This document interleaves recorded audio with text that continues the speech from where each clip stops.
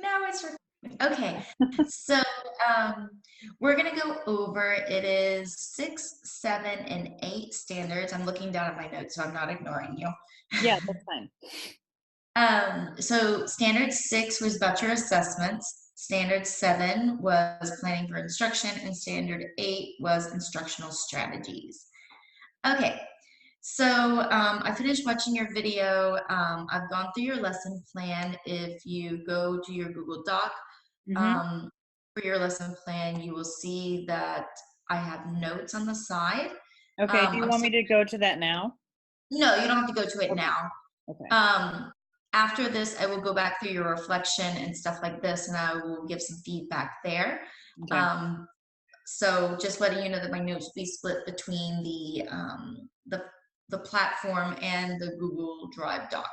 Okay. So um, I loved this this activity. I thought it was super engaging for the kids. It was something easy where they could bring it back to their own life and their own culture, and they could see kind of like the point of it.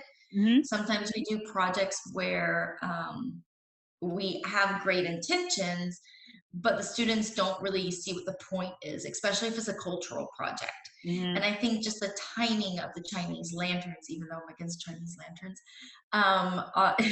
is really good because the kids understand the point. They've seen them before, they've participated in them before, but now they get to be fully engaged into making their own and having a say on what their Chinese lantern would look like. Right, right. So and then you didn't just simply do, hey guys, go make a Chinese lantern. I really appreciate that you brought in part of the history of it. You brought in other cultural aspects of the Chinese New Year, which was the egg rolls and what is the meaning of the year of the rat.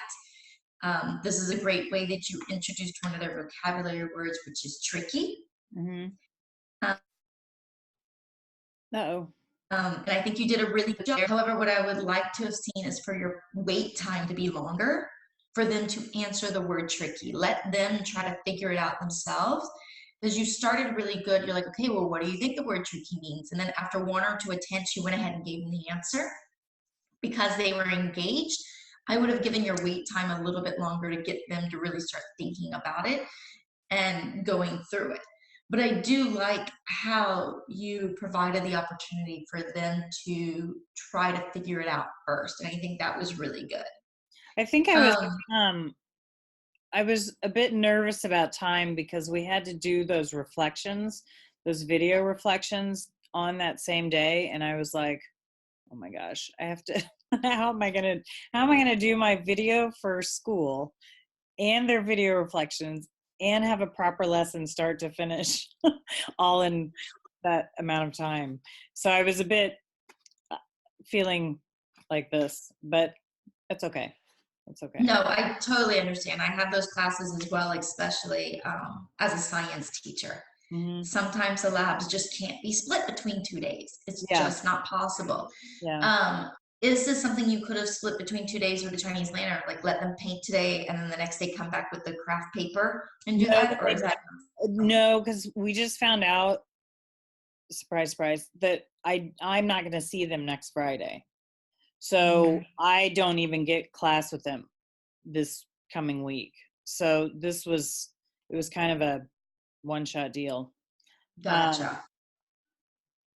Otherwise, I would have loved to have split it because I would have liked to have had them, and I think I mentioned this in my reflection, to paint a little bit more, like to really round out the project.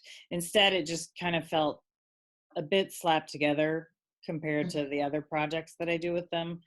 Um, but it is what it is at this point. So No, they I were all understand. very happy with them. I Hmm. just, as a teacher, was kind of like, it kind of felt a little rushed. So Yeah. I like the rat one. It looked really nice. yeah, he did a good job. He really did. Yeah. So when looking at assessments, I think You did really well at the formative assessment side where you're talking about the year of the rat. They're allowing to predict through conversation. You've used the video to give background knowledge, the vocabulary that you're going through, and the continuously walking around and using your observations. And I'm assuming the videos in Ford, I'm assuming you're talking to them and getting feedback from them all at the same time while you're walking around. And I think those are great reflections. I mean, great formative assessments. The I'm going to just assume that the creation of the lantern is the summative assessment. That's what I wrote in the lesson, because I get a bit confused because I'm only project based. I'm only a project based teacher, so that is the summative is the finished artwork every single time. So Right. that's what it is. What I think you really should start adding with your summative assessments is a rubric.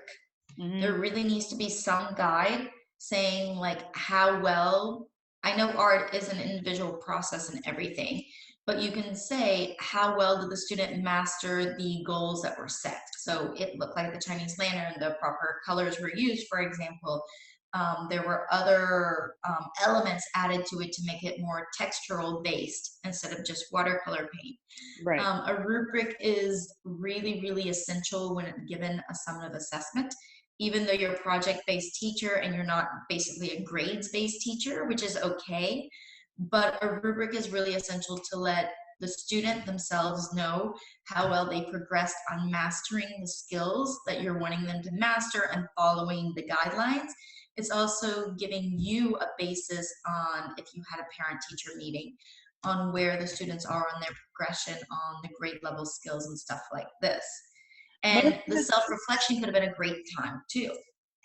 Most of the time for rubrics and things like what you're talking about, I have them, but I only generally do them from 6th grade and up. I'm less inclined to do them for 5th grade and below, sometimes for 5th grade. It just depends on the project. But, you know, with the younger kids, they're so different skill level wise that sometimes I just let those kind of go. But I completely understand where you're coming from.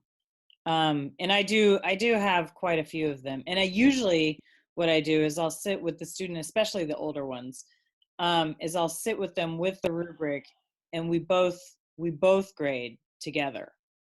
And we go through each line in the rubric, and I say, okay, so how do you think you did on this? And, you know, we kind of put things together. So yeah. And even the younger kids can really do that. And instead of a rubric with a lot of words, it could be a rubric with a really big smiley face, meaning that they exceeded expectations, a regular smiley face for met, and then a straight face for approaching towards. I wouldn't do a frowny face. No. Because a frowny face can have negative connotations, and we would never want a student to think of themselves in that way. Right. Kind of thing. Right. And again, self-reflection could be a huge part of your rubric. Mm-hmm. It can also be a peer reflection as well, mm-hmm. where they meet together as peer members and each other fills out the form for the other one as they reflect together. Right. That could be another way to always have reflecting back using standards is a great way to show the students progress from beginning to end, in additional to the video portfolio that you're adding together. Right. Okay. I love the idea of the portfolio and the self-reflection and the videos that you're doing. I'm really sad that it wasn't shown. Well, it didn't have anything to do with the project. I thought about that, and I was doing it on their own devices, so I didn't have access to them. It just didn't have anything to do with the project, so I didn't know if it was necessary to put in there. Okay, I thought it was a self-reflection of this activity. No, it was a self-reflection based on, because we're having parent-teacher conferences next week, and so each class has to do self-reflections based on, and some of them did talk about their lanterns, but they have to physically, like, I'm not allowed to say anything. They have to choose which piece they want to talk about that they've made throughout the whole semester. Okay. And so some of them talked about CCA, some of them, which is the, you know, after school sort of projects, and then some of them talked about, you know, the trees that we made a few months ago. Like, they just were all over the place. So Okay. I didn't know if it was necessary to put that in there. I just left in the blurb that I was talking about self-reflection because I thought it was important that you knew that we were also doing that in that class time period. Yeah. No, I get it now. I thought it was a self-reflection of their understanding of this project and Yeah. basically like, okay, Yeah. perfect.